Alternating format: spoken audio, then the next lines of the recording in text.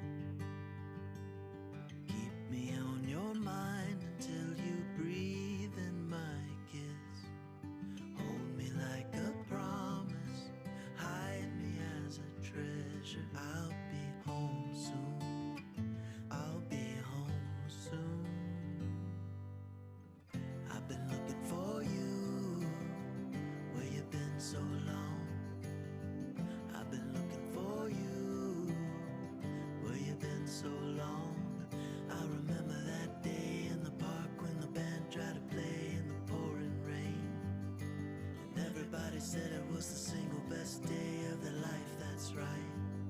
Love is like a compass, gonna find true north, gonna find you. Love is like a compass, gonna find true north, gonna find you.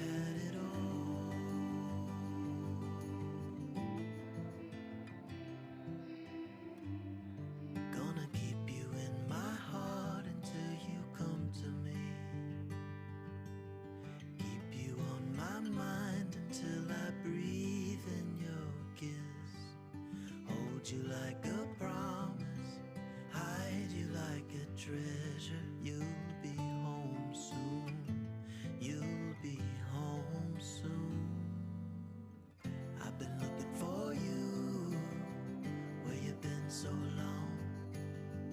I've been looking for you, where you been so long. I remember that day in the park when the band tried to play in the pouring rain. Everybody said it was the single best day of their life, that's right.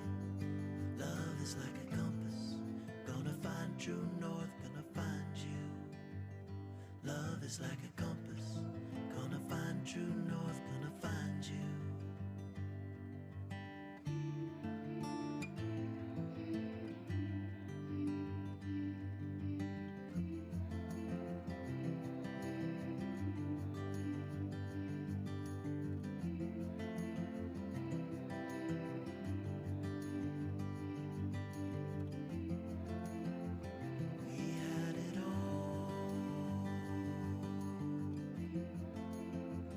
We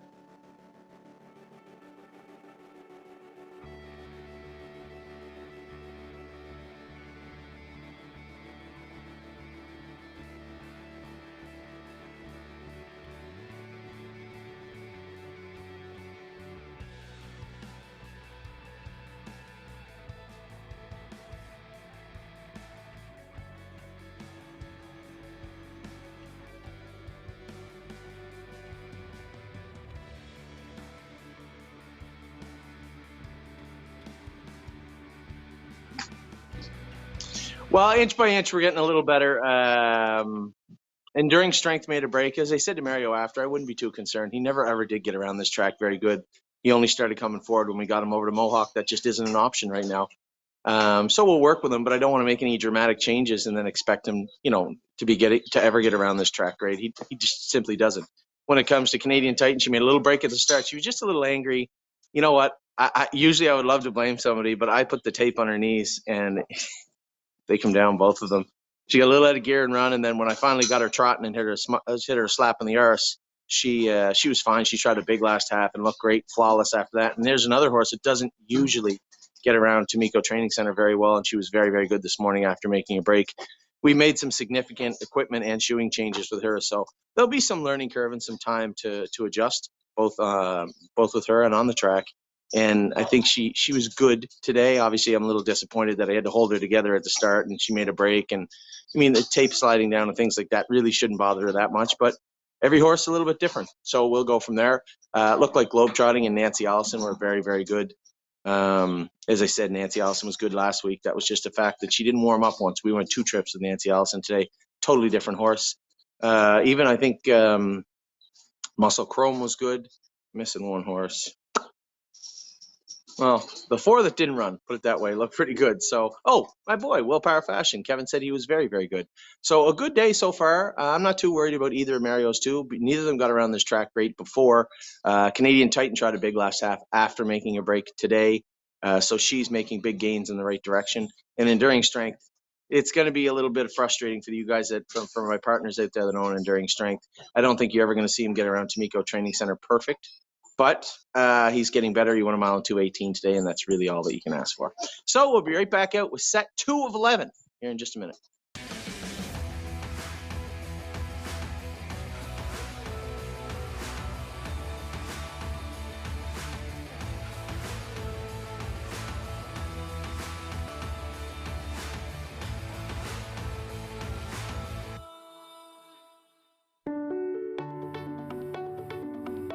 Hi, I'm Mark McKelvie, Manager of Communications and Content here at Woodbine Mohawk Park, and I'm the latest member of my family to get into the harness racing industry.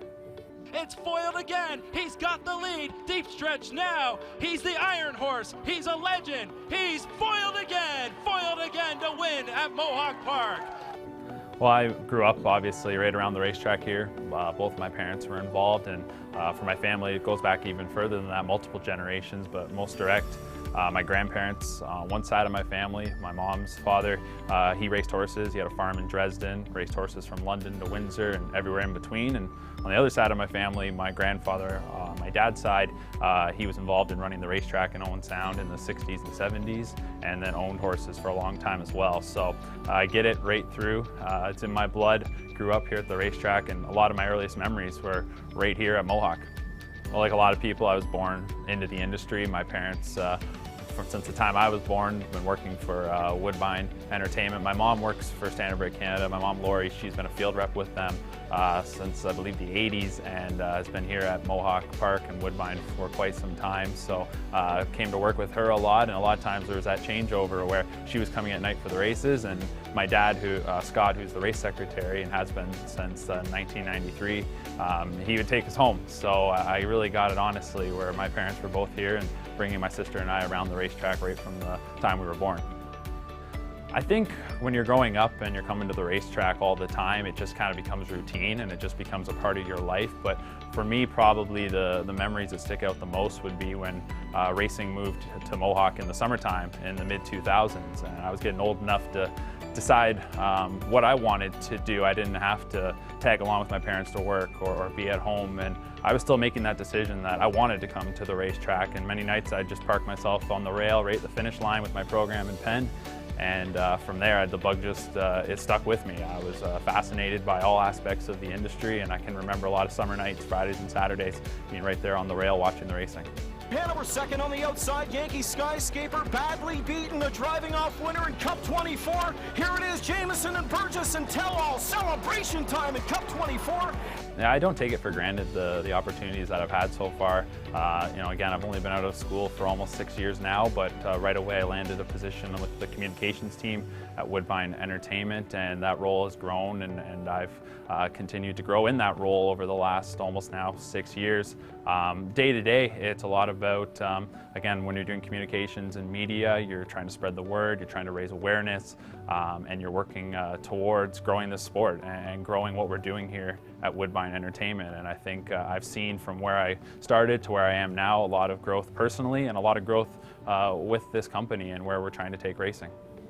I caught the bug for broadcasting at a young age, and it was actually not through the racetrack but through hockey. And when I was growing up, I did a lot of timekeeping and scorekeeping in Milton, and one year I started doing the timekeeping for the local junior hockey team, and as it would be, and as things always seem to turn out, the announcer quit, and they just handed me the microphone, and I really enjoyed it.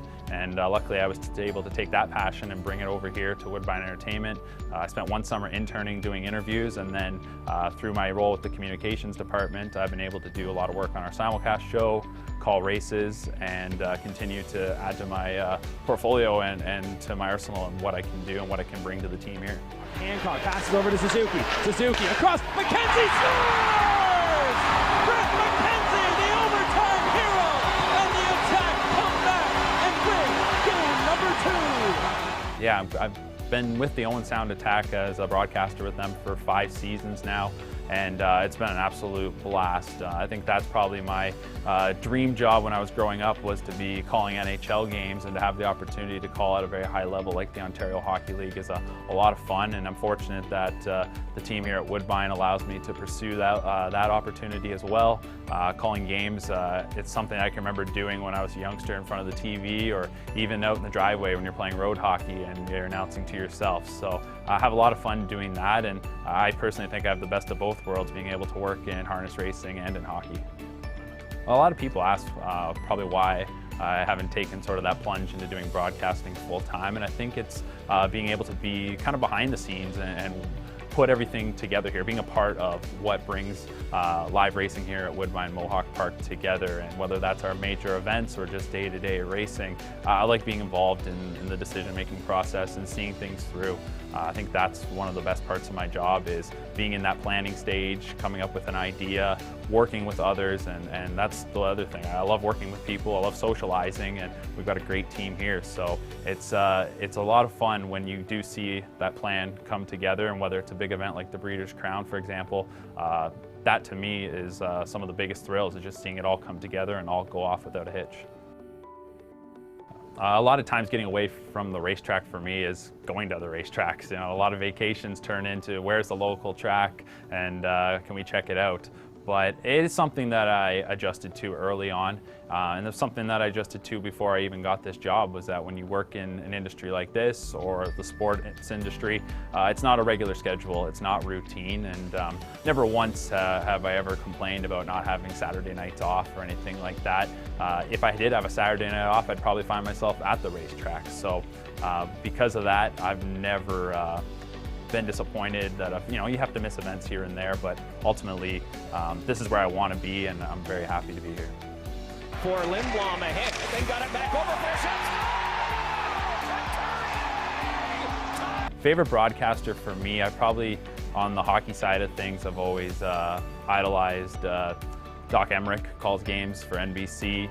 The way that he tells the story with his own unique flair, I'm definitely a big fan of his, but ultimately I like to take little bits from different broadcasters and kind of create my own style. I don't think you can imitate one person, it doesn't work that way, but you can pick up pieces, you can learn from every single broadcaster out there. I think there's a big opportunity in harness racing to gain younger fans. I think the future is bright, but I think we have to be willing to change, and we have to be able to take things from other industries and see what they're doing to attract younger people. Working in media, social media is so huge, and we have to make sure we're taking full advantage of it.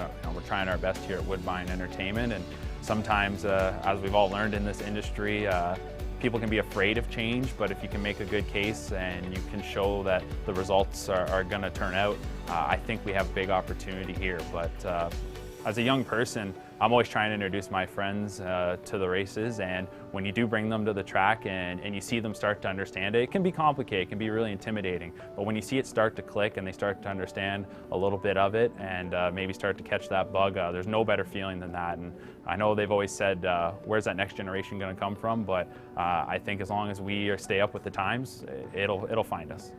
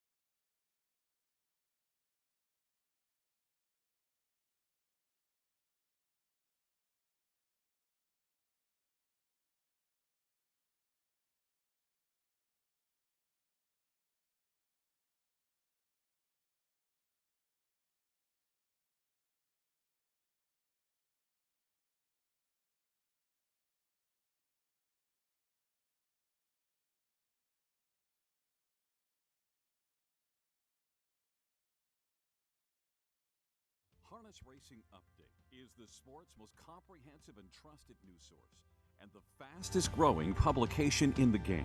HRU has you covered with award-winning features and commentary from some of the sport's best writers. Stellar photography, race news, results, entries, handicapping, and video replays. The industry's most comprehensive sales results and Harness Racing's best reader feedback section. And it's all delivered free of charge to your email box multiple times each week. See why HRU is the most trusted news source of the sport's most important people from all facets of the industry. Subscribe today for free. To subscribe, just go to harnessracingupdate.com and then click subscribe for free.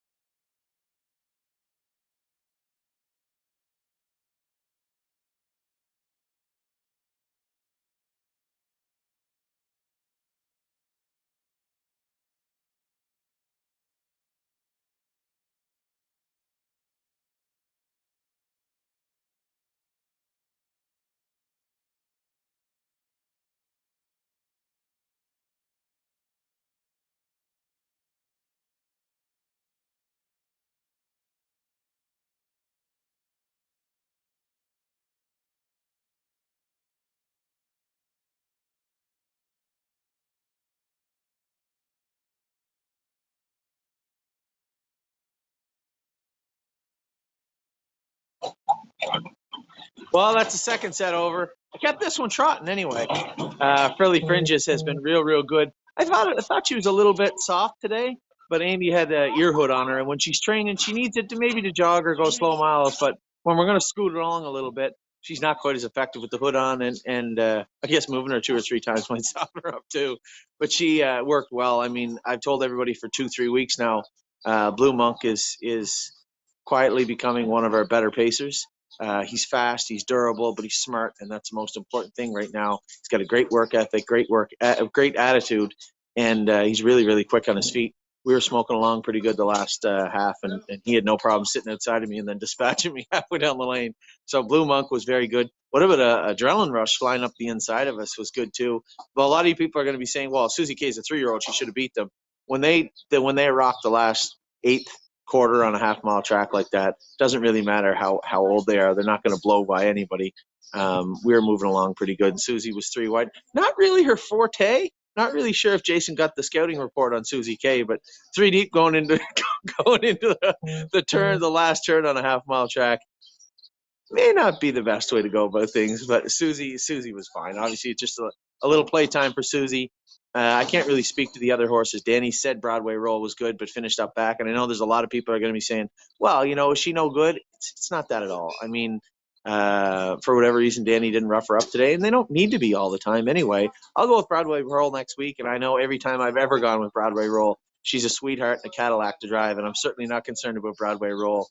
By all accounts, all reports I got from everybody in there so far coming off the track was that they thought their horse went well, and that is the most important thing. So we'll be right back with set number 3 of 11 here in just a minute.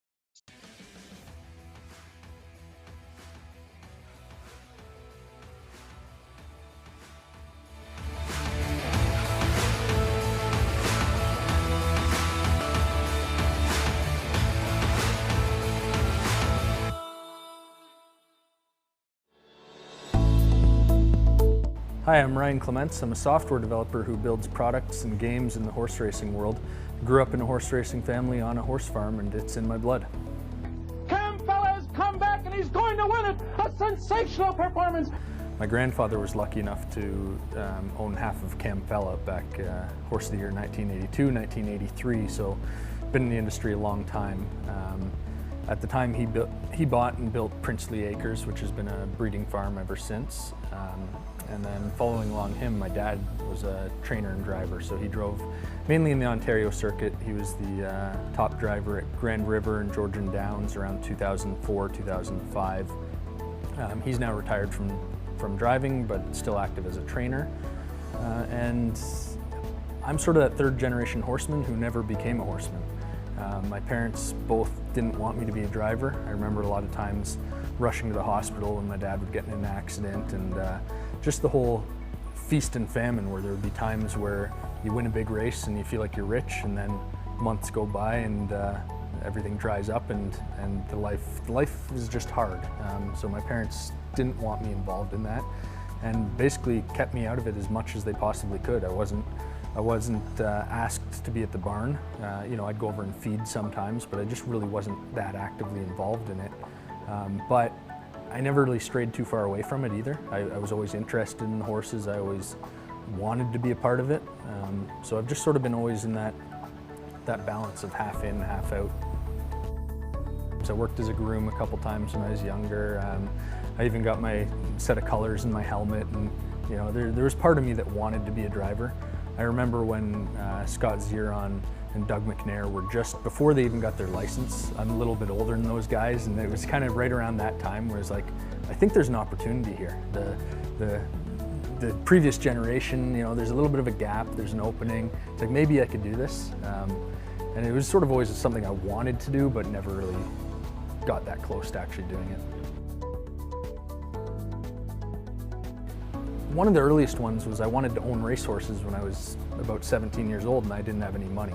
So naturally, the only thing I could think to do was to get a group of 20 people together and go claim a horse for $5,000, because I had $250.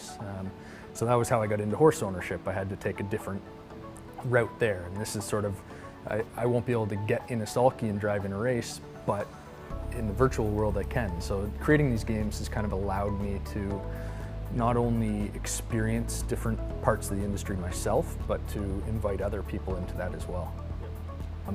And you know, there always is the side where I'm the world's best virtual harness driver. There's nobody who can drive better than me in the entire world in catch driver, so I own that title. Even within the industry, the owners love to play catch driver because they don't get to sit in the sulky. And the drivers love to play off in pacing because they don't get to experience what it's like to own a large stable of horses. So we've started to find those areas where people are interested in, and now we're making headway into the actual industry itself, which is tough to do simply because this is an old industry that has an established business model and established ways of doing things. So it takes some time to break down some barriers and to really start to question you know, is there a better way? Is there newer ways? Is there something that we can do differently with our data, with our technology, with our betting? And to start to explore those, it just takes some time to build the trust and develop relationships around the industry. It's really finding that next step of connection. The industry has been very supportive of us. I think mainly because we're not in a role where we're seen as a threat or an enemy. I mean, we're a games company, we're building software, and we're very much about wanting to support the industry. So the industry has been helpful in any way they can. You know, we've added countless tracks from across the world into catch driver and off and pacing, and everybody's always been very quick to help. The next step for us is to find an alignment where we can actually get some of that weight of the big players in the industry behind us, because we've been sort of very much going it alone. We built this from two people sitting behind a desk with no industry funding, no industry support other than just being helpful towards us and being friendly. So we're currently trying to explore those partnership opportunities, and I don't know what the first one will be, but I know that there's a lot of people in the industry who are open to it and looking to build these partnerships. If you've heard from Anthony McDonald in thestable.ca, he'll sell you the story of why fractional ownership is so important to our sport. If you go to Western Fair on any given race night, there will be 100 horses or so entered to race. That's 100 owners who are the people who are most motivated to go and fill the dining room and go and bet on their horse and watch the races. So what if, rather than having 100 owners that night, you could have 10,000 owners, 100 on each horse, who are now motivated to watch these races? And it's just a different way to think to get the eyeballs on the product. So what we want to do now, I've ran a fractional ownership group in the past. What I want to do now is I want to build a platform that allows other people to run fractional ownership groups. So we've created a thing called Bright Future Racing, which is designed to make it easy for somebody to start a fractional ownership group, help them with their billing, their communication, and just create new owners for our sport.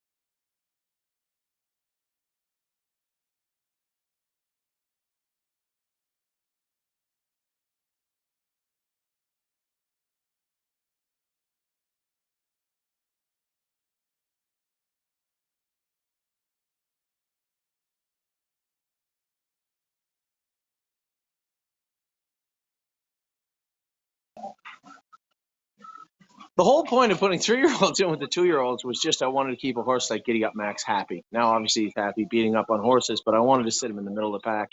Harry said he was a little grabby and ended up going a little much with him, but whatever. It is what it is.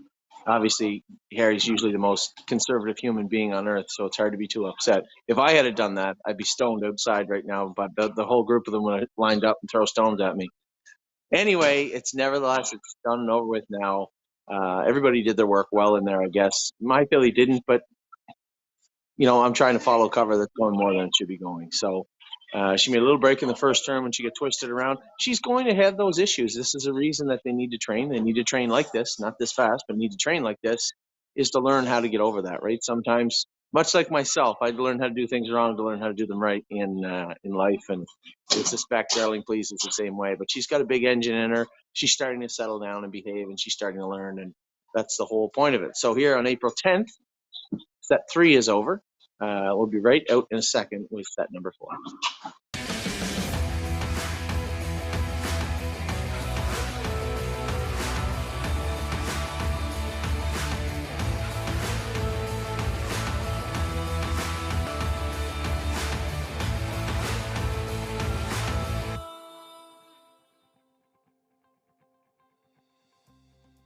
Hi, I'm Anthony Hahn, And I'm Meg Crone.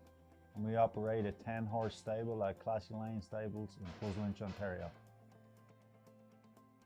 We actually met here at Classy Lane.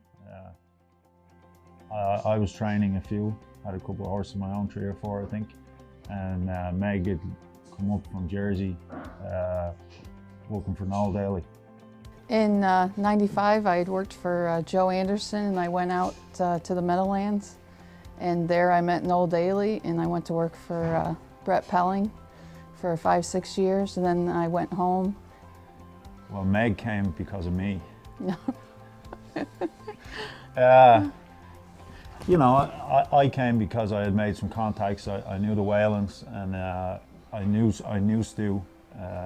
We had common friends, and I liked Mohawk. I liked the area, so I was really I wasn't looking to move permanently. I was really just looking for somewhere to work for the winter, and Mohawk was kind of the destination at that time. You lived in the dorms, and there was a lot of racing around. So, and like I said, I knew Stu. I knew guys like Dave Pell, and stuff like that. So, it was just it was an easy place to come. Oh, we actually get along really well. Never kind of always discuss something before we do it, and it works really well for us. Pretty good, yeah. I have to say we never have any problems. We kind of think on the same wavelength, horse-wise and stuff. So, Meg takes care of a lot of different things, and she's the brains, I guess. Everybody tells me she does all the work as well. So I must be just the talent, I suppose. But yeah, no, we kind of hit it off. We like the same kind of horses, and we do good with the same kind of horses. So they're mostly. Mostly younger race horses that maybe have been somewhere else and are kind of getting a second chance, or just kind of starting over. We kind of do better with fillies, I think, probably than anything. We get a lot of fillies from. We got a lot of horses from Winback there, kind of remain main people, and they send us the same kind of horse, and we do as well as we can with them. I looked after Daylon Trooper. I never got to drive him for Stu, but I looked after him. I liked him a lot. He was a kind of hard-knocking horse.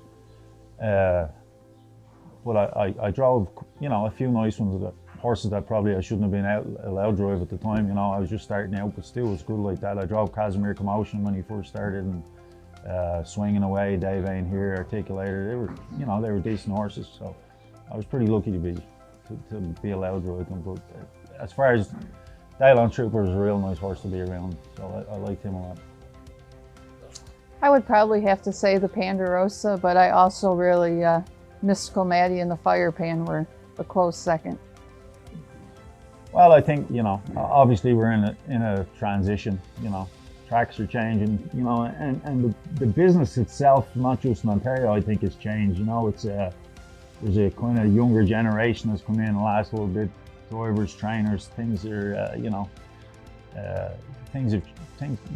that happens to every business. But I think overall, most people, you want a positive outlook on it. People try to change, and you hate to be kind of reliant on a government, which kind of we are right now. So, we were able to be a little more self-sufficient. I'm no advertising genius, but I think there's probably people that could help us and, put us a little bit more into a popular market. But, it's still a good place to race horses. It's still a good place to make a living and raise a family and stuff. And, there's a lot of good tracks around.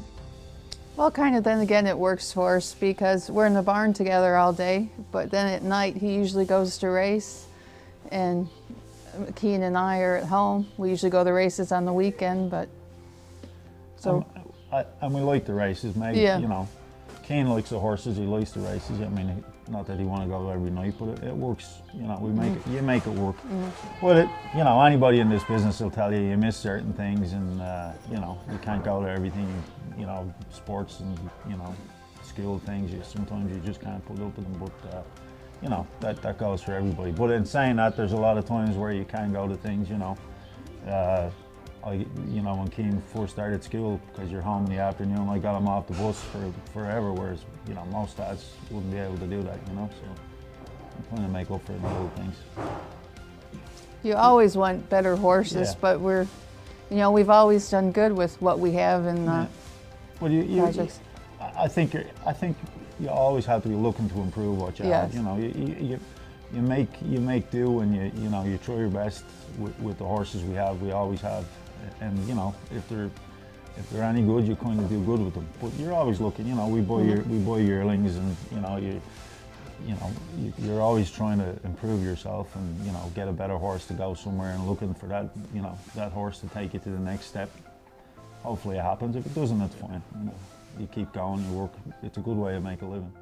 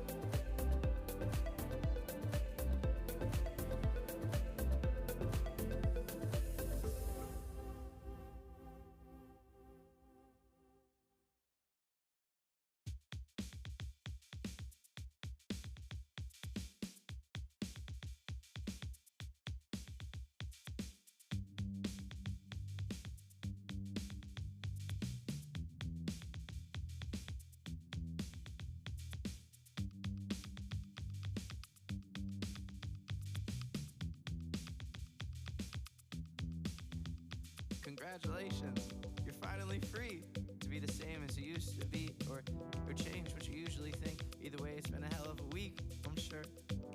You could keep holding on to the dream you've been holding for oh so long, or surrender to the way of the world and it spins too fast and your feet kinda hurt, but keep walking.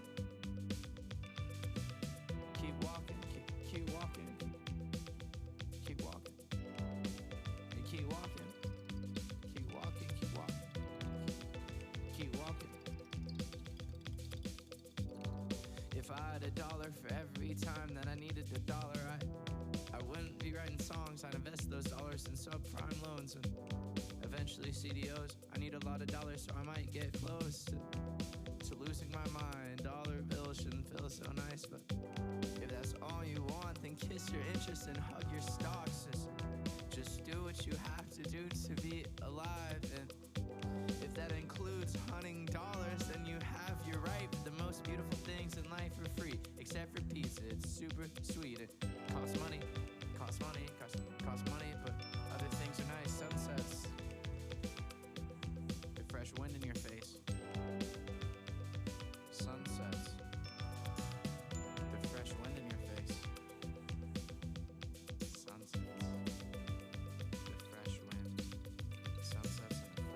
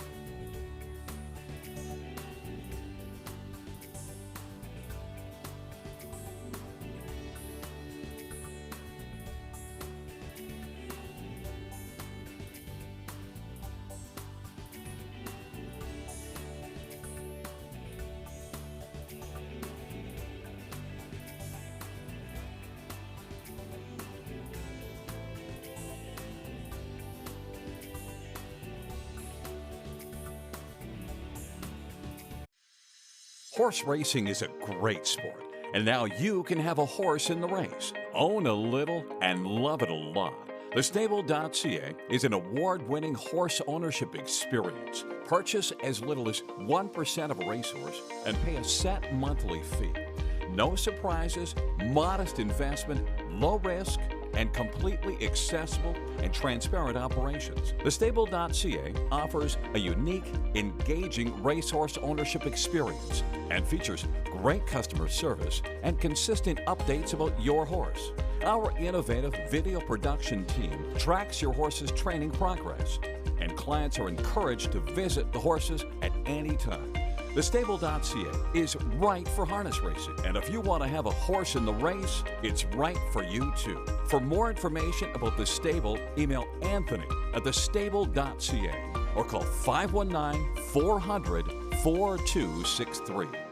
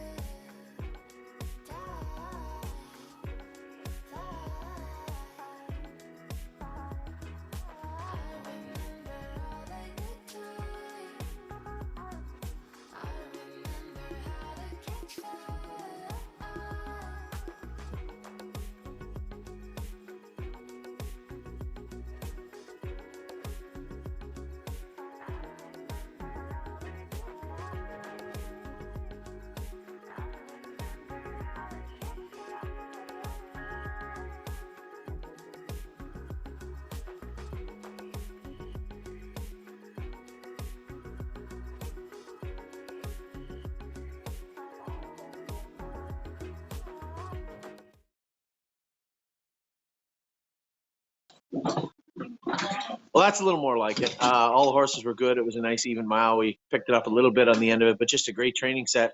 at the start I was really concerned. Stacy Hanover is an odd filly. You can tell she's super fast, but today was not a good day for her. When we started out the first lap, she's pacey and made a break, and I really just sat her on the outside trying to get her settled today, thinking, we'll get her through today and try and figure out what the hell's wrong with her.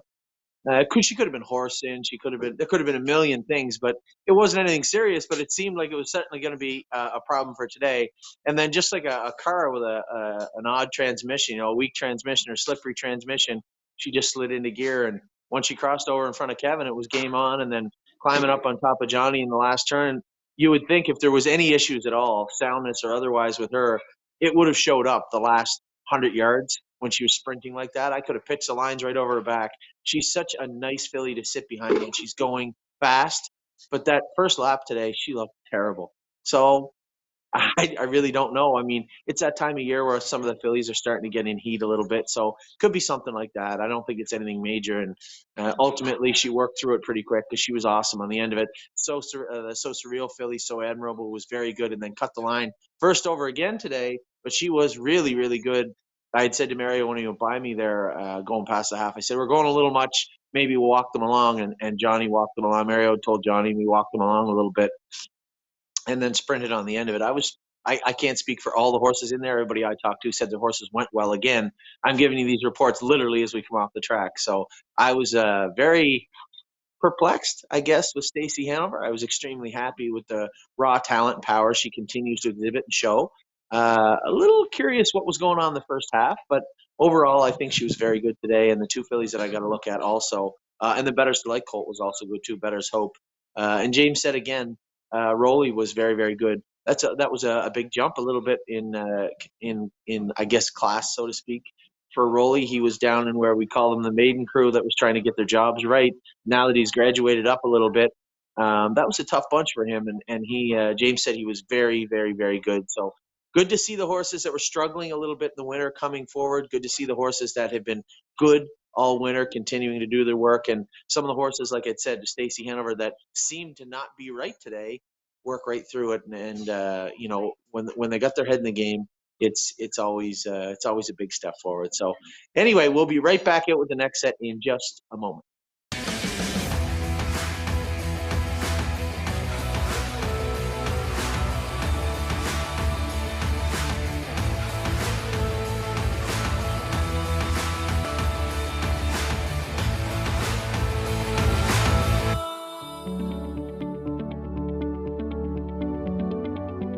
I was 6 when my dad died, and he had 19 horses racing.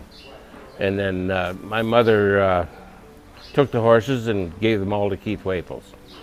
And that's where we got involved with Keith. And that worked out real good. He did well for us.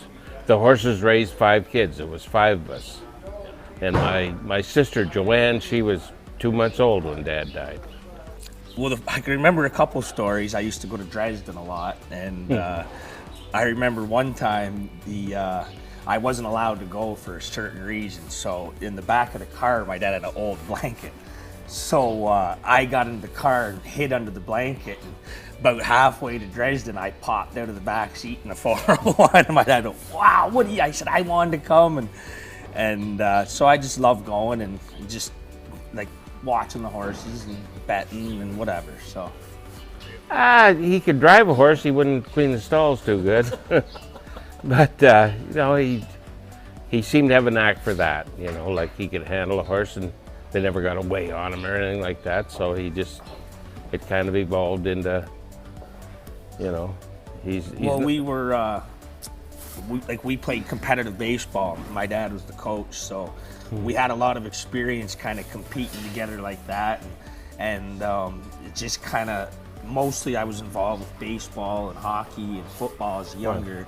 And then as kind of those dreams faded, I thought, well, if I could still be an athlete of some sort, maybe horse racing. So, and then my dad, he was still driving in his late 50s, and I thought, well, I better try this before he gets hurt. So that's kind of how I kind of got into it late. I didn't start driving until I was, I think, 29 years old. So that was kind of one of the biggest regrets I have in this, because obviously those are a lot of the times your best years. So that was kind of But still, now one thing about it, when you're a little older, you make a bit better decisions, and you know, the biggest thing I find about driving is just your experience. You got to get the drives to kind of know the pace of the race and whatnot. Well, really, everything I do is kind of how my dad tells me. Like in the race, I try to drive how he would, or how we both have kind of made the decision for the horse, and just through listening to like whatever he's told me, I just try to do the same thing. Because really, he's the guy I'm driving for mostly, so I got to try to keep him happy. Who's the better driver?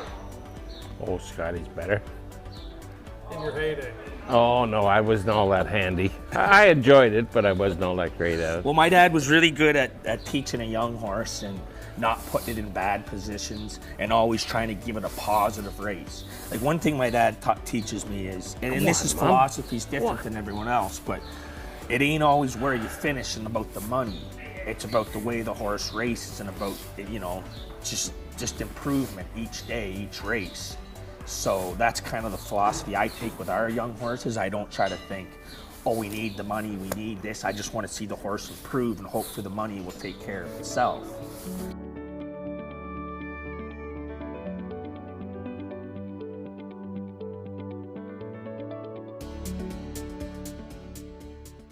Wheel in the pocket, Majestic Presence. Here comes Battle to Hill, shown 3 wide track by Vennerkamp, and she's closing. It's Sergeant Sealster with the lead. Winston Missile second. Battle to Hill on the far outside. Sergeant Sealster looking for the wire. Battle to Hill closing in. Sergeant Sealster inside. Battle to Hill outside. Sergeant Sealster holds on. Like Sarge was my favorite personality-wise, and he kind of got us going a little bit and give us an opportunity to invest in some yearlings and do what you want to do, like a baseball team, get some young prospects, develop them. But to me, Sorceress Sealster was my favorite because she was. It was tough to race her, and it was a challenge. And the first day we ever hooked her up, she almost hurt about 5 people, and she was strong and she was kind of half. And when we kind of got her racing well, and it was satisfying to me. And the biggest race I ever win was with her. And I remember it was on my birthday, and it was fun. They're not going to touch Sorceress Sealster. She was on her game tonight. See, and then this year we took on a little bit of a different philosophy too. We had a bunch of race horses that did well through London, and it seemed like they tailed off. So we kind of did a whole house cleaning. We sold a couple of them, and then we got young horses, and we vested in 5 yearlings. Yeah, you hate to flip your whole stable over every spring. But really, what we're trying to do is we're trying to get better type horses, and you know, you have the hopes to race at Mohawk and things like that. So that's kind of what we're angling for. Well, to me, like, you know, I think every new person we can get to come is, you know, another possible fan, another possible person who will come and bet, and another possible owner. And a lot of the guys that I know, like from high school and whatnot, because I've lived here my whole life, is, you know, they'll come and they'll say, well, I really like that, or maybe I want to get in with a horse and stuff like that, or they just want to come and drink beer, which is also good for us. So I always just try to invite people, and it's a unique thing, so a lot of people have never really seen it. So it's amazing how many people don't even know the track's there. You know, you think, how could you not know it's there? You live a mile and a half from it. And like, somehow we got to get the word out to more people and get them there. But I think we're starting to do that, so I'm hoping hopefully that'll keep going. So trending upward.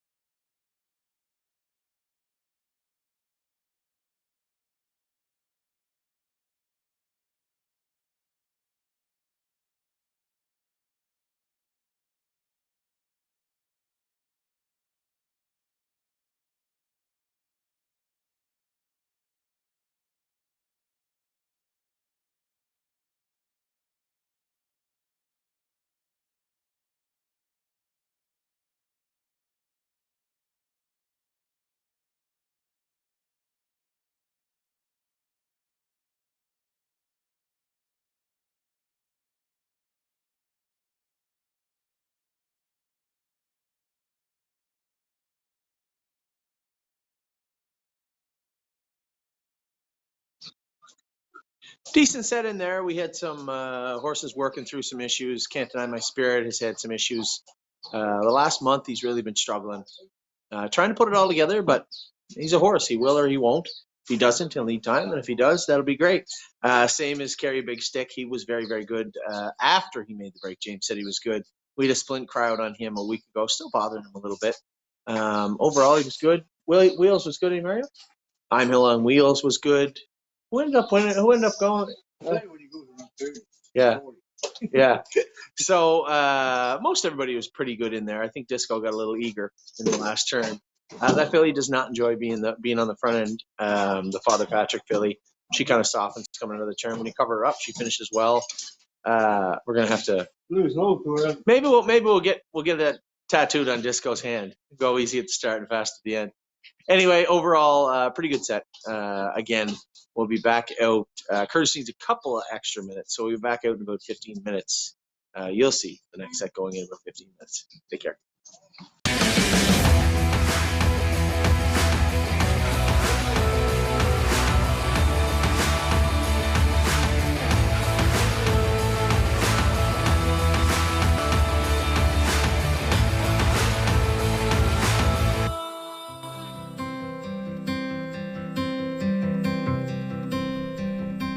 Welcome to Costa TV, where today we meet the team, or at least a big part of the team behind the Canadian Sportsman magazine, the magazine that ceased operation, unfortunately, in 2013, but the chronicle for harness racing lovers in Canada that I know I followed and many other fans followed over the course of their career. So real pleasure to join these three gentlemen, three of the best in the business. Dave Briggs, who was the former managing editor, and two of the primary contributing photographers to the magazine, Klaus Anderson and Dave Landry. Guys, pleasure to be here with you. And let's just talk about this. We've got some of the old editions here in front of us, and it's a real trip down memory lane. Dave, how did it begin for you?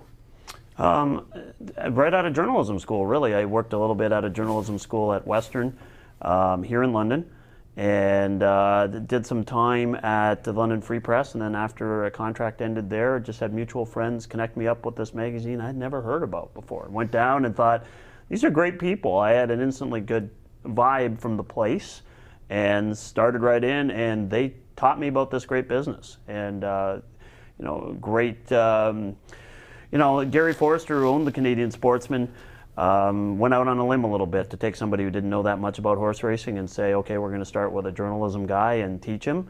And I loved it so much I stayed. And one thing I think the Sportsman is known for, first and foremost, is the outstanding photography. Absolutely. And that evolved over a point in time when you became involved with these two gentlemen. But what was the genesis of that decision to go that route? I think it was, we started out, it's an oversized publication, so it lends itself to great photography and great design. And, at the time I took it over, they were still a little bit of a newspaper and a little bit of a magazine telling stories of the nightly racing. And the internet age, I think, changed that. Simulcasting changed that. And I thought people are going to get the results immediately on the internet. They're going to see races of simulcast. We have to tell more feature stories and show more feature photography. And I think it was just sort of a thought of, could we make this into a big feature magazine that really harness racing deserved. How did you two end up teaming up with Dave ultimately? Go ahead. I think it was staggered by about a year or something like that, but Dave had called me, he heard about my name, I was covering thoroughbreds, and he brought me in, and it didn't take long to realize that, these guys were serious about doing a quality publication, and it just was, out of all the clients in my whole career, corporate or anything, I had a lot of clients, I had a very good career. This is my favorite client in my whole career.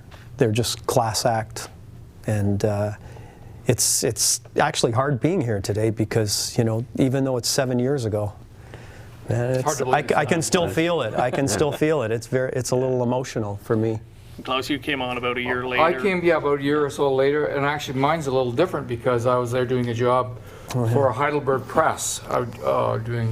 They'd gotten a new Heidelberg Press in there, and I was the corporate photographer that came in. I obviously did a lot of sports before that, And Gary had known that I'd been an Olympic Games photographer or was a photographer doing that kind of stuff. And so while I was doing the Heidelberg Speedmaster press that they had just gotten in photographing it, and it was for Nick at the time. Yep, Nick Howard. Yeah, Nick Howard, Howard Graphics. And so he said, would you be interested in doing any work for us? And I said, sure. You know, I saw some of the work. I saw Dave's work. I'd actually known Dave for a long time before that, because when I'm a little bit older than Dave. So Dave was a young guy that when I was doing track and field at Colgate Games and whatnot, you would show up and you're a little guy with Marco. Ben Johnson, remember the 50, the world record indoors? All that stuff. So these guys I knew as younger guys that were coming on, and they were watching what I did. And so anyway, that's how I got started. And I think I was probably 97. And from 97 and on, I was doing what we see in front of us how now. long before you knew, we've got something special here with guys like this? I think I knew that pretty quickly because I'd seen his thoroughbred work, and then Klaus I didn't know as well, but then as soon as he started talking about shooting Olympic Games, I mean, you don't have the kind of career he's had shooting NHLs, shooting any manner of sports, NBA, pro golf. You're not having that career if you don't know what you're doing. And so it didn't take me long to know, wow, we can send these guys anywhere. And one of the great things about these two guys, one of the best things for us overall for the Canadian Sportsman, was always they were such fantastic ambassadors for the publication. People love to see them coming. They know they're going to do great work, but they're really friendly, outgoing guys. And so it really broke a lot of ice with people who didn't know who they were, and so that was great for us. So I would mostly deal with people over the phone, but they would go to these farms and make a great connection. So. Who were some of the most interesting equine athletes and human athletes that you've covered? Wow. Yeah. I know that's a tough one. Well, no, not really. There's just so many, because I think the amazing thing about all the things we've talked about so far that made the magazine so good, the perfect storm is introduced where Canadians had in harness racing probably one of our best runs over the 20-year period. It was phenomenal. I mean, you got Blair and winning Hamiltonians, Mark McDonald, Jug, Casey. I mean, it just was one after another. So star after another, really. That's. Some Beach Somewhere, right there on the cover. Some Beach Somewhere, one of the great Canadian examples. So it wasn't only everything previous, as I said. It was the fact that the Canadians were performing so well. So it just made it that much better.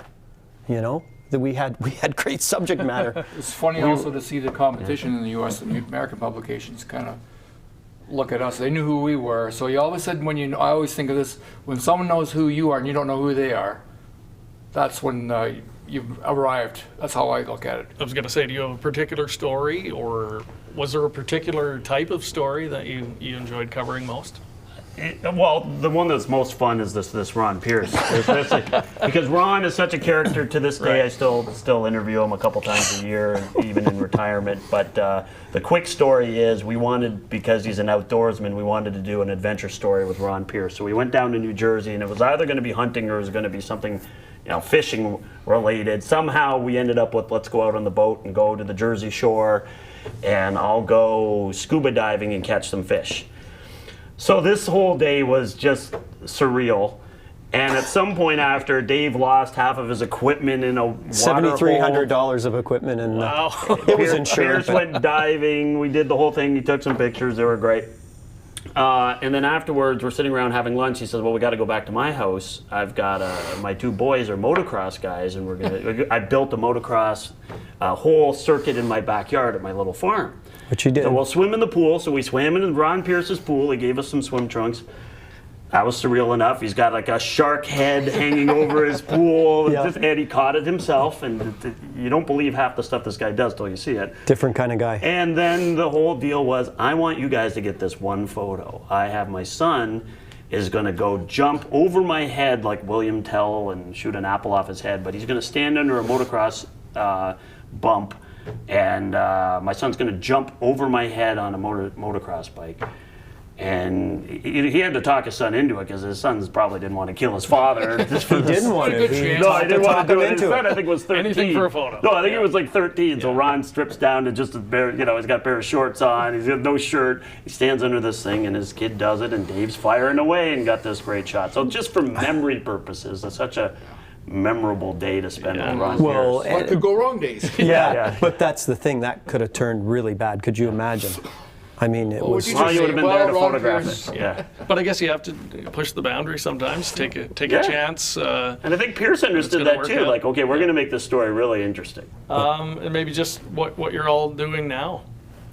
We're actually more or less have the team back together a little bit. I'm working at Harness Racing Update, and I've hired both of these guys when I can to shoot photos for HRU.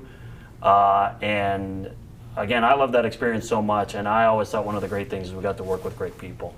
And that's what I want to do. If you get a chance to work with people you like, it makes the experience so much better. So, we've had, Lauren Lee, who used to work at the Canadian Sportsman, does some work for us. There's a bunch of people who are just from the Sportsman who are still out there working for it. So trying to do that. How's that experience been? A transition, right? It's a different time now. Yeah. It's a different type of magazine, and you're covering Canada and the U.S. as well.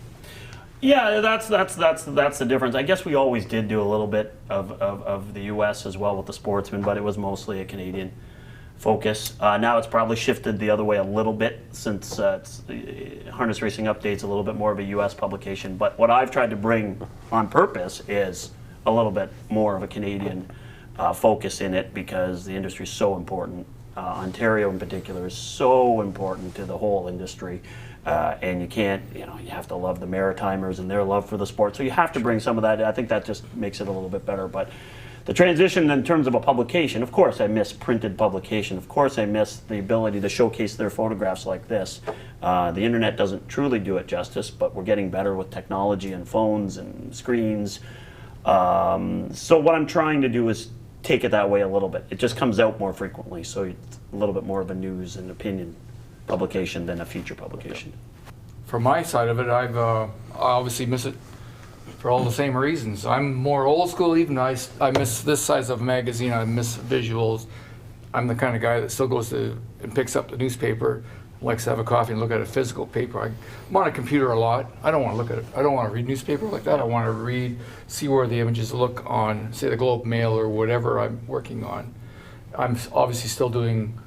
This is my 41st year of shooting Toronto Maple Leaf hockey. Wow. Haven't seen any good hockey in 41 years. Or a cup. Haven't seen a cup. But it's the 41st year of doing that. I work for Getty Images, and then I do stuff for the PGA Tour in the summer as well. So I do 10, 12 events for the tour.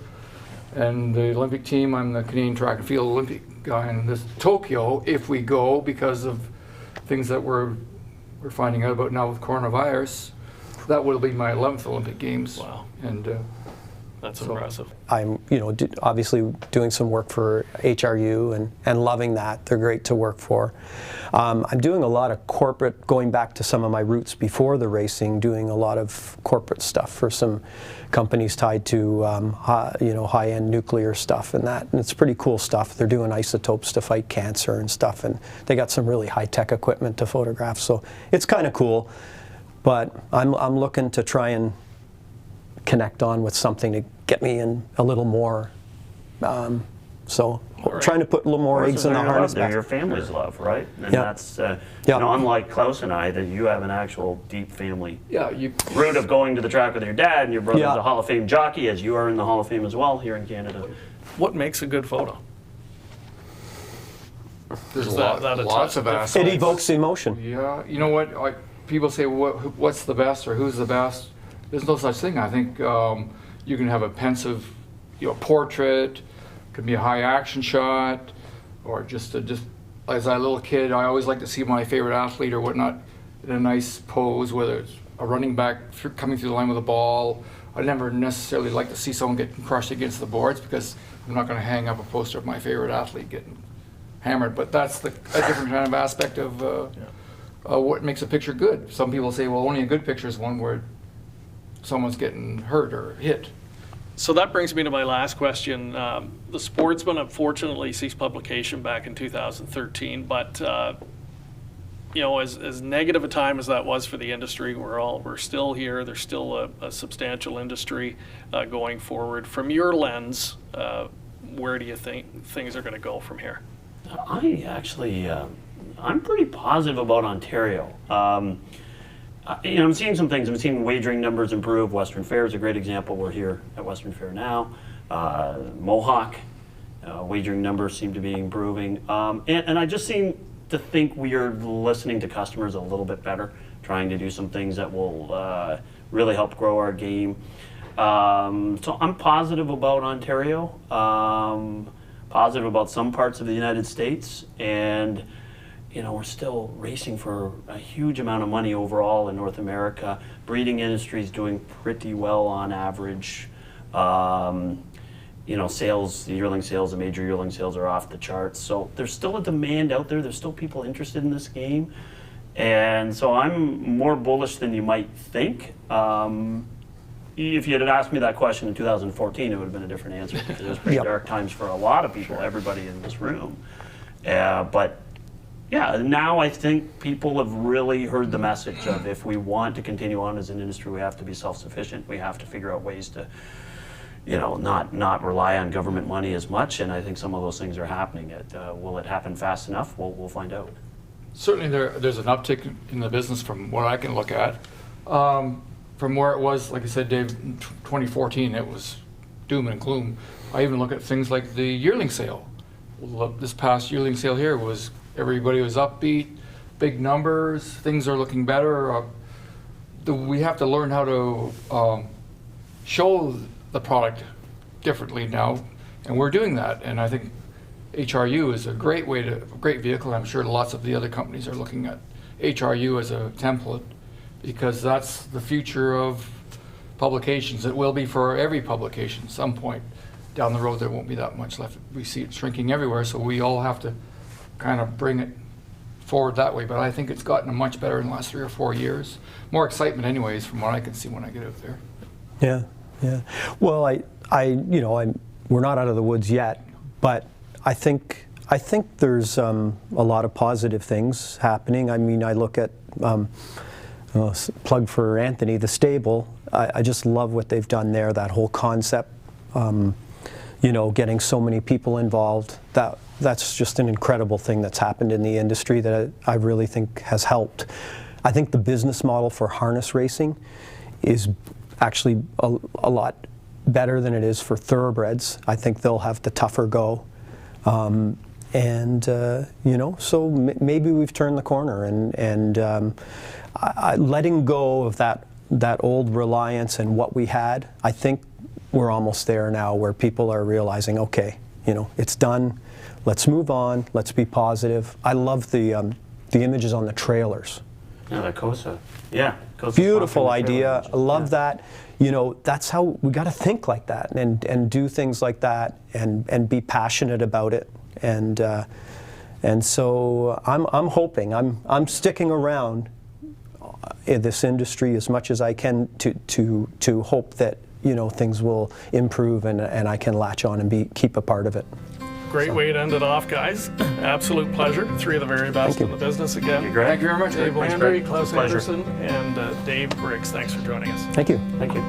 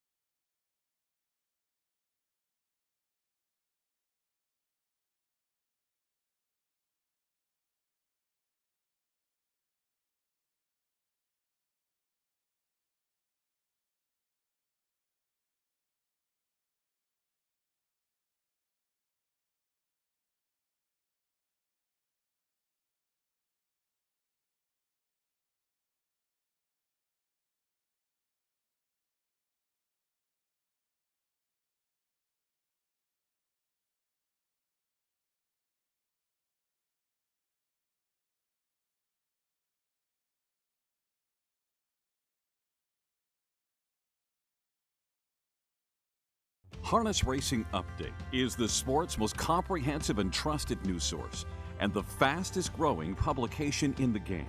HRU has you covered with award-winning features and commentary from some of the sport's best writers. Stellar photography, race news, results, entries, handicapping, and video replays. The industry's most comprehensive sales results and Harness Racing's best reader feedback section. And it's all delivered free of charge to your email box multiple times each week. See why HRU is the most trusted news source of the sport's most important people from all facets of the industry. Subscribe today for free. To subscribe, just go to harnessracingupdate.com and then click subscribe for free.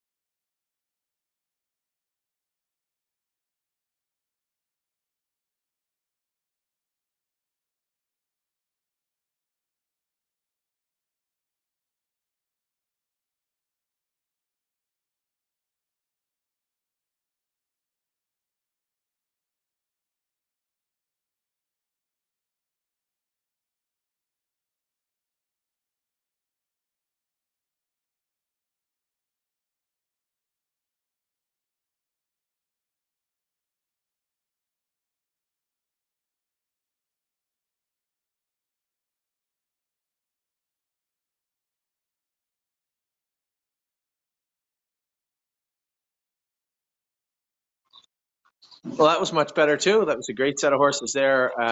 George, I really didn't think that horse could run down George fair and square, but when he made the front getting into the last turn, usually I just sit outside them the last little while and he blows by them with that bursty head down the backstretch, and I cleared over the lead and he kind of went to sleep a bit. And the War We Welcome is just a very, very nice filly. She's been one of her best, and I was really happy to see Roy Hill closing on the outside. We were smoking along pretty good on the end of it, and everybody was good from what I can tell. So that was set 6. We're going out with set 7. Sorry about the delay. I think as Curtis said, there's a little miscommunication. He said he wanted to run a commercial or a video or something, and we took our time, and it was 3 minutes, and we were 15. So we'll get it back on schedule right now. We'll be right out with set 7 in just a second.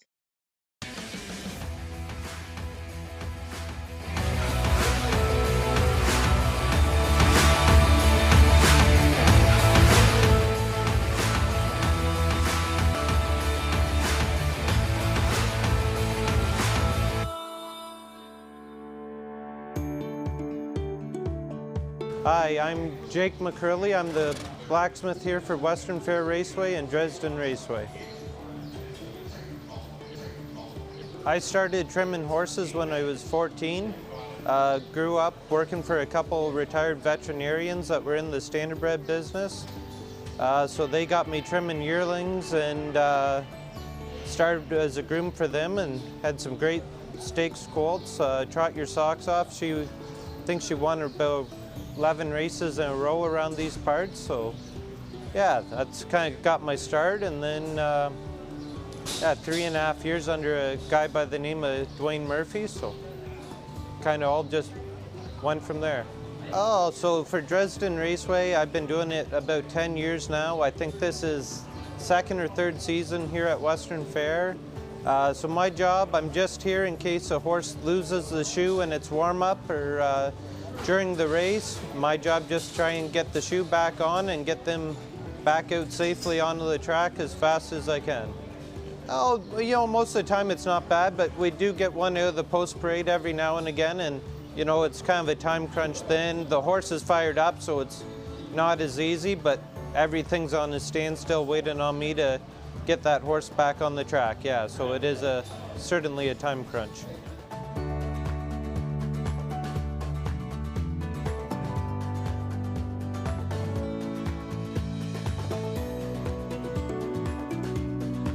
Normal nights 1 to 2 shoes, but then you know, once a week there'll be 7 to 10 shoes just to make sure I'm on my toes, and maybe one out of the post parade just to keep me hopping. You know, if I could do the same amount of horses shot every single day, you know, my back stays pretty well, but you know, there'll be a day of 3 followed by a day of 10, and that's what'll really kink you. Or you know, doing the yearlings at each fall is certainly a little more danger to it. So yeah, I've had more than my share of cuts and bumps and broken bones, shattered kneecap, couple broken ribs, broken wrist, couple broken bones in the hand. So it certainly takes its toll on you. On the race night, so there's a bigger forging hammer for straightening out the shoes, and a little anvil stand. You know, then we get into a driving hammer, a pair of clinchers, a pair of pullers.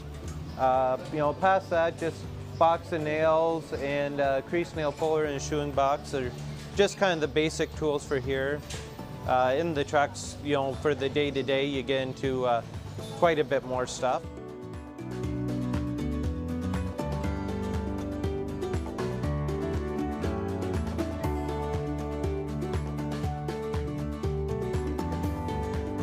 You know, it can be crucial, you know, when the tracks turn to ice here, you know, and could be a matter of a couple hours. You know, the horses that are out and are sharp shod, you know, within that week with nice sharp corks, I mean, that could win you the race at 30 to 1 just off of that, if all the others are slipping and really struggling to get a hold.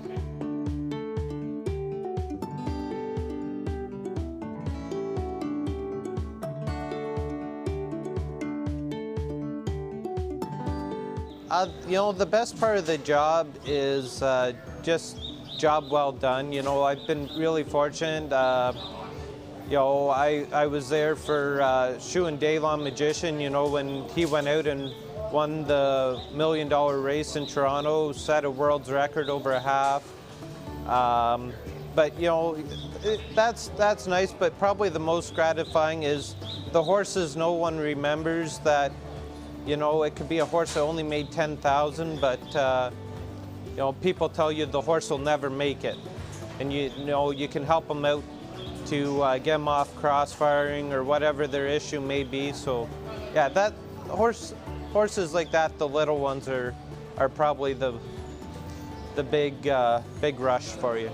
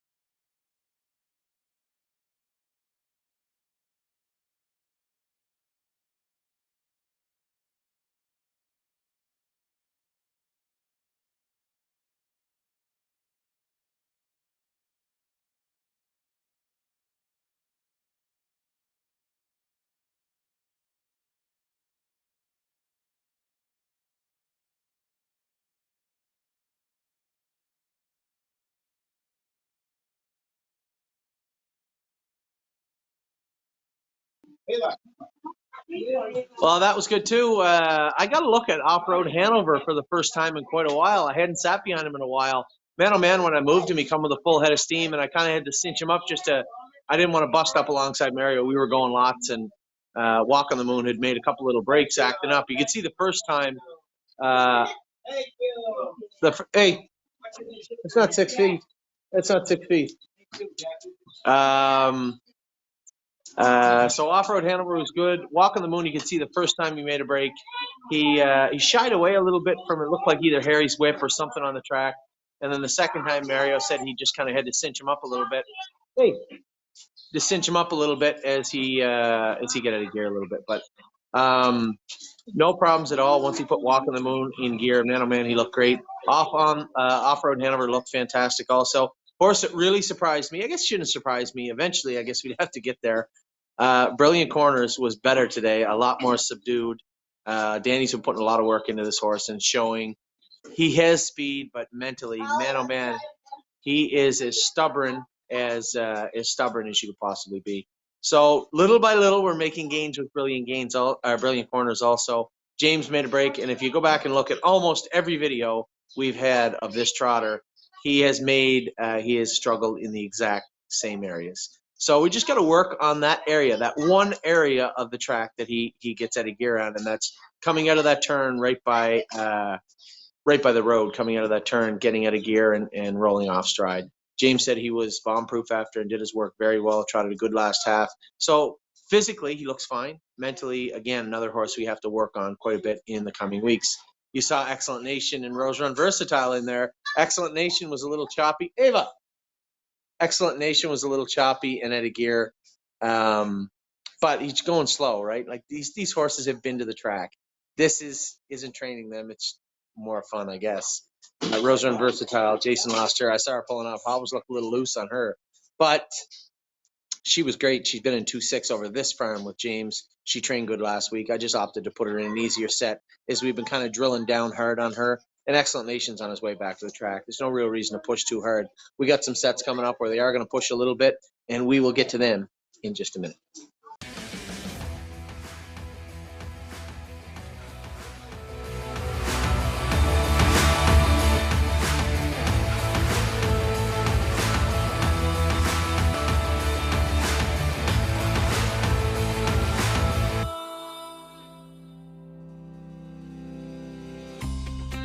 Hi, my name is Brad Pedocchio, starting at the Western Fair as well as Hiawatha Horse Park in Sarnia and Clinton Raceway in the summer. I was training a stable of horses, and I just thought that maybe a little more financial security with a steady job. So that's how I went ahead and I wrote the starters exam and trained to become a starter. Ian Fleming was very valuable as like a liaison in that. I had talked to him about it, and then he said, well, there was definitely a need for starters. He didn't know how soon I would get an opportunity, but he said there's certainly a need of all the jobs at the racetracks, race secretaries and paddock judges as well.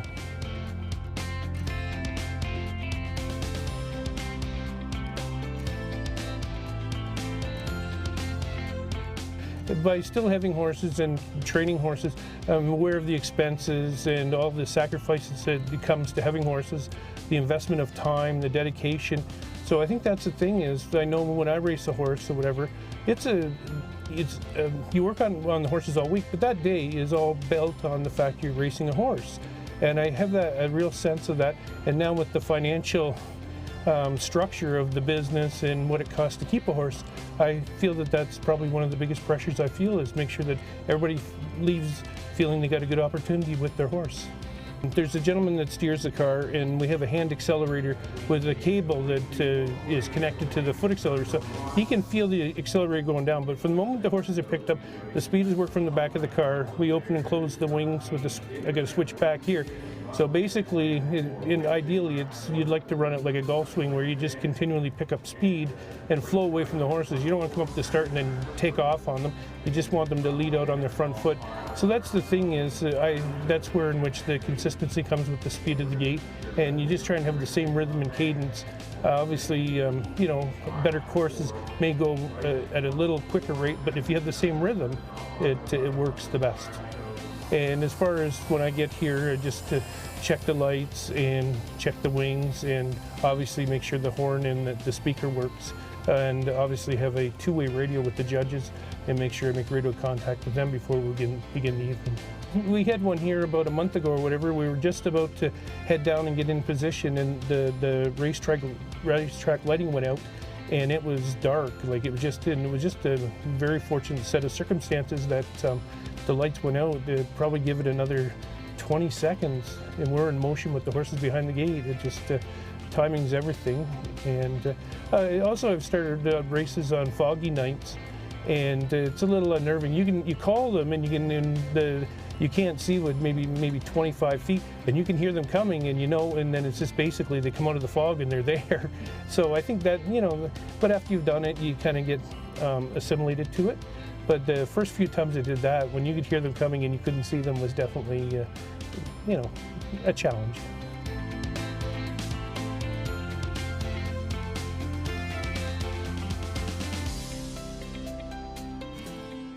We have time parameters, and so when post time's set, and then the horses post parade, and then we get in position in the backstretch, and we would be 2 minutes out from post there, so I give a 2-minute notice, and then the horses, this is where it's the consistency and the rhythm that the horses start to come into position, and then I'll say 30 seconds, and then they basically, they're well aware of what post position they have, but when you call them in, you say if there's any scratches or, anything, if there's a horse that's a trailer that maybe according to the program is not normal, that would be trailing, you apprise them of any different information, and then basically, the lights are turned on and sound the horn, and when the wings open, that's the thing is, I'm not one for halfway around the turn, tell them to get up in position. They know what is expected of them, and I don't want to disturb the other horses that are right and ready. And but anyways, they have a very cooperative bunch, and basically that's the thing is, and then around the turn, it's all about just checking to see if anybody gets interfered with or broken equipment or all the criteria of a recall. The drivers feel that I'm there to cooperate with them, and not on a power trip. It's just basically, give everybody the best opportunity to make a living. And I think the thing is that, everybody, if they all cooperate, that's the best scenario.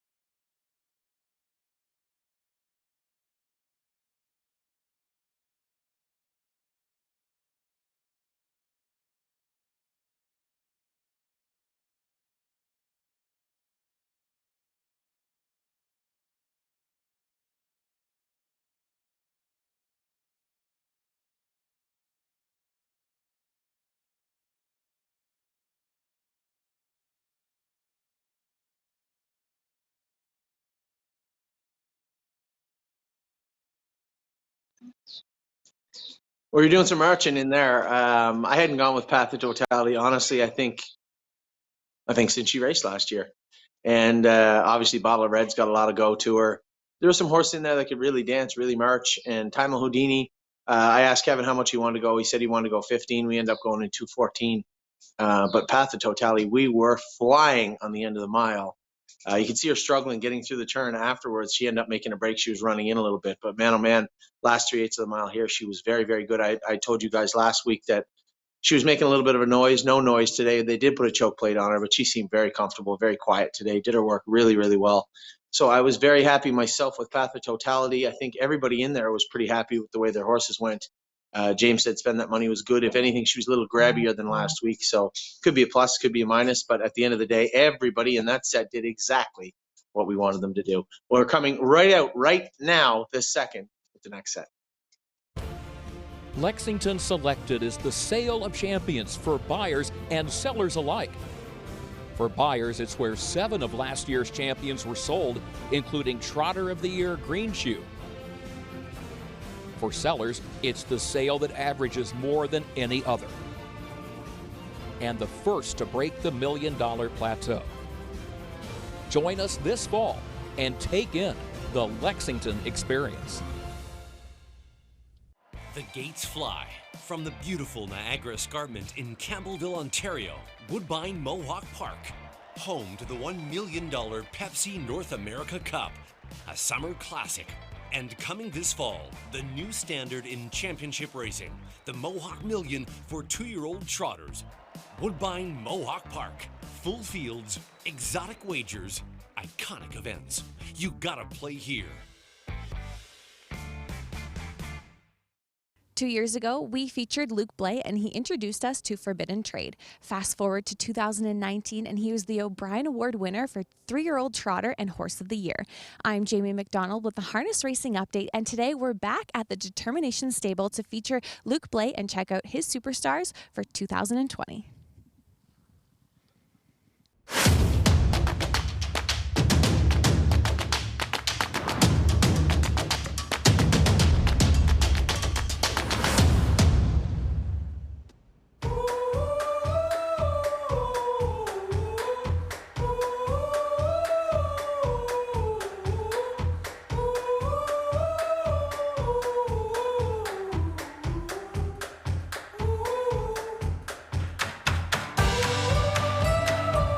Thanks for joining us here, Luke, on Twos and Training. And we just want to recap your 2019 year. You made over $2.5 million, and a big thanks to that was Forbidden Trade. Back, Forbidden Trade on the inside. Green shoe, Forbidden Trade with a gigantic upset, Forbidden Trade. Yes, for sure. He helped to have a great year like that. That's for sure. When you got a horse like that, give lots of good thrill. We enjoy to watch him race, and I hope he come back this year. You know, he looks good right now, and we'll see. Yeah, we saw him out on the track today. He looks good training. When do you plan on racing him back this year? Well, I know the stake race starts in May, but I'm not sure if it's going to be ready. That's for sure. We're going to do the graduate here in June. That's the plan, but we'll see, you know, how we train and how we come back, and yeah. And you have a couple 3-year-olds coming back as well. Can you tell us about them? Yes, I got I got three. I got Paul Perry. He had a great year, I think, and 352. And they had a good break, and they come back very strong. You know, they fill up and they look very good. We just hope he step up, because 2 to 3 you need to step up, you know, to be at the same level, you know. Yeah. Moving on to your 2-year-olds that you have this year, what are the main sales that you go to? Kentucky and Hattiesburg, yeah. And if there was only one you could choose, do you know which one? I like Harrisburg. You know, Harrisburg is a place. It's good for any kind of wallet. You know, it's got lots of. It's a big lots of horses, and I like Harrisburg too. Yeah. See My Kicks Hanover, a gelding of wheeling and dealing you got for $40,000 at Harrisburg. Yeah, that's a wheeling and dealing. That's for sure. We're looking for that, no, we like him the first time I see him at the sale, and he's a nice horse. He did everything right. He don't do. He just the first day he just trot and just follow the program. That's it. Yeah. On a streak, Lexington, $155,000. This is a Cantab Hall colt. Yeah, nice colt. That colt. I like that colt. He's a strong colt and nice gait and very positive. You know, he forward. He's very forward and very handy colt. Yeah. One of your OSS sired here, Harrisburg, $40,000 GQ Magic. He act like a Cadabra, you know. It's very smart, good head, and I like him. It's don't do nothing wrong. I like that colt. He's good size and good gait. Yeah. Macho Martini, a colt from Muscle Mass, Harrisburg, $35,000. Yeah, he's a good.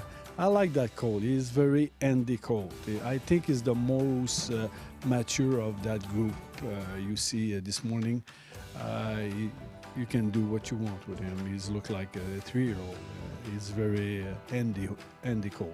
Quick trot, and is right now is the one I think they show more ability than the other one, but season is long, you know. We'll see. Yeah. Got to Get Up to Get Down, a filly, Better's Delight, $105 at Harrisburg. Yeah, nice filly too. Nice conformation, nice gait, and we like her at the cell, and I still like her. That's a good. Yeah. That's nothing special. She just paced the first day, and she never did something wrong, you know. Yeah. Always Be First, a filly out of Always Be Mickey, first crop. Yeah, it's a nice filly. That one, she had a gait, and I think she's got lots of go. She wants to go. She's I think too much sometimes, but that's good. You know, I like that filly. I like her. Yeah. You have a full brother to Alicorn, Mythic Gambler, a colt out of Better's Delight. You got for $100,000 at Harrisburg. Yeah, it was a nice colt, that's for sure. And he did very well. He's a strong colt and he's still growing, but he's got an easy gait, very, very easy gait, and hope he stays just sound. But right now, I can't complain. He just do what he's supposed to do, you know. Yeah. Shazam Blue Chip, a colt from Shadow Play, Harrisburg, $55,000. Yeah, same thing. Him and Gambler, they train together, and they follow the program, and they did very, very easy right now. I'm very pleased with those two. Yeah, those two colts. Yeah. Moving on to something new this summer, the Mohawk Million. You do have a spot. Any contenders yet? We got a few, but we'll see there, you know. And I'm excited about that race. I'm very excited. That's good. And but I like the trotter I got, the 2-year-old I got. But we'll see who's gonna go. We'll see. Yeah. Well, thanks for joining Tucson Training today with the Harness Racing Update. Harness Racing Update is the sport's most comprehensive and trusted news source and the fastest growing publication in the game. HRU has you covered with award-winning features and commentary from some of the sport's best writers. Stellar photography, race news, results, entries, handicapping, and video replays. The industry's most comprehensive sales results, and harness racing's best reader feedback section. And it's all delivered free of charge to your email box multiple times each week. See why HRU is the most trusted news source of the sport's most important people from all facets of the industry. Subscribe today for free. To subscribe, just go to harnessracingupdate.com and then click subscribe for free.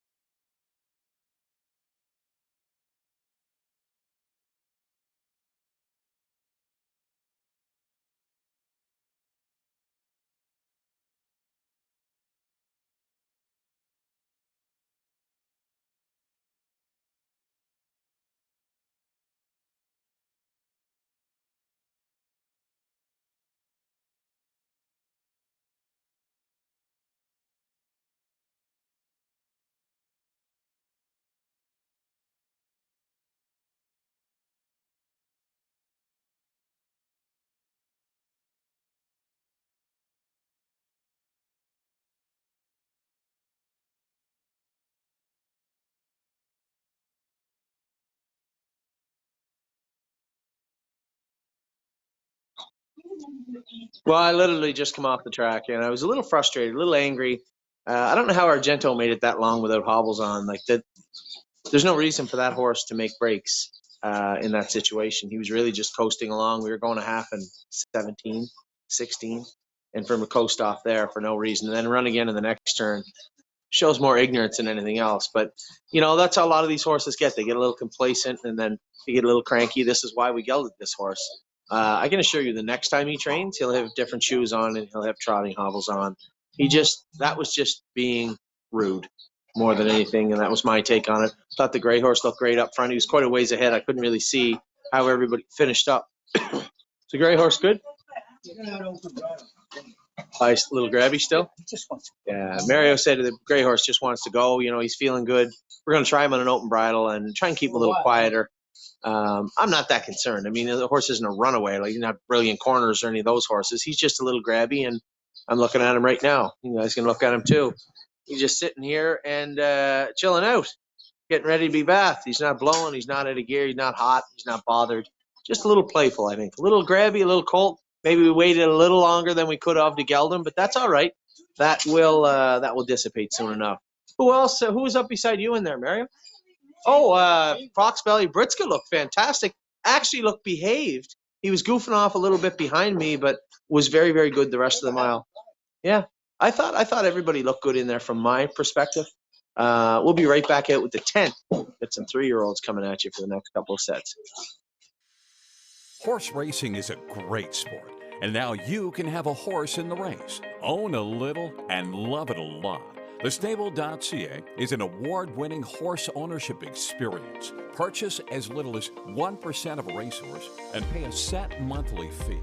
No surprises, modest investment, low risk, and completely accessible and transparent operations. The Stable.ca offers a unique, engaging racehorse ownership experience and features great customer service and consistent updates about your horse. Our innovative video production team tracks your horse's training progress, and clients are encouraged to visit the horses at any time.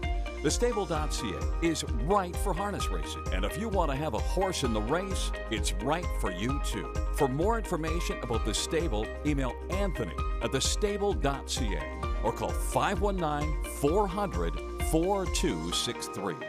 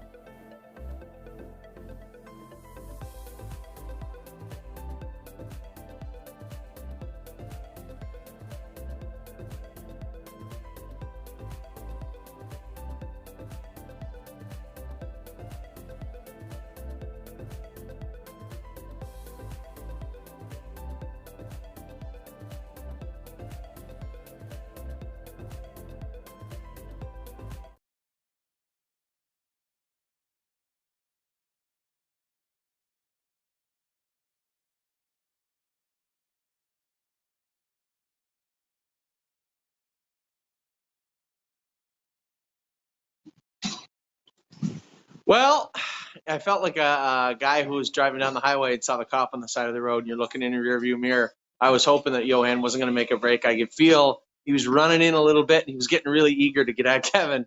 The old Johan seems to be coming back. That mentality, that killer instinct, that that just the horse that I fell in love with last year before he got injured seems to be back. So I couldn't be more excited. Just have to get back racing, I suppose. A number of the horses in there, the Ohio horses in them. Ohio said May 15th is the earliest date you can be back. We're going to shoot for May 15th, and we are going to give the horses 10 days off. Those Ohio breds, all the good horses. Now, I don't think Globetrotting needs 10 days off because we've been really dawdling with her, but Compass Rose DC, Ailson, those types of horses that are ready to go, that qualified and are clearly ready to race. Those horses, we're going to give them 10 days off. It makes sense. I had been back and forth with a number of clients about what our plans were with the 3-year-olds, but without any date to shoot for, it's really difficult to plan. I think now that we know May 15th in Ohio, maybe June 1st in Ontario at the latest, we can start shooting for some dates. Which means we can move some of the Ohio horses back a little bit, maybe even turn them out for 10 days. But they certainly look good in there. Sunshine and Shade look good. He needed the extra work too. He wasn't really ready to qualify when he did. Now he is ready to race, which is good. Who else? Miss Brampton Beast looked really good. Frontier Cruise. Sometimes Things Happen looked really good again. Good for him. And of course, I was very enthused with Johan. If I had just given him a little more room in the turn, I let him coast in, and at that point, I'm beside Kevin.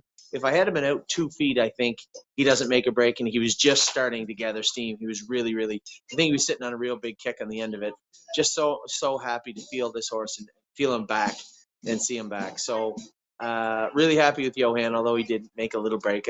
You can tell he just kind of lost himself. He was a little too eager to do his work today and lost himself, but followed well, moved well, did everything right in the mile. So overall, I was very happy with everybody there. I know there's a lot of people still waiting to see who's in this set. Knockdown Dragout is back in Canada, making her 2020 training debut at Tomiko. Good set of horses here. The finale from Tomiko. It's 140. The finale from Tomiko is coming up right now.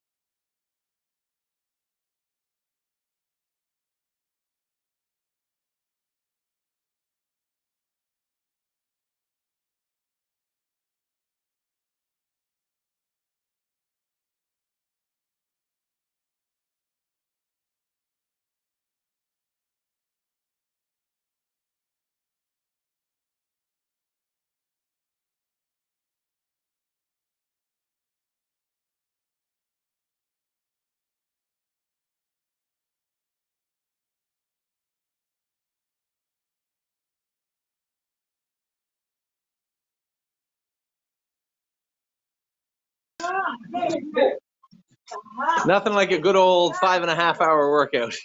11 sets. I don't know how many horses, 90-some horses.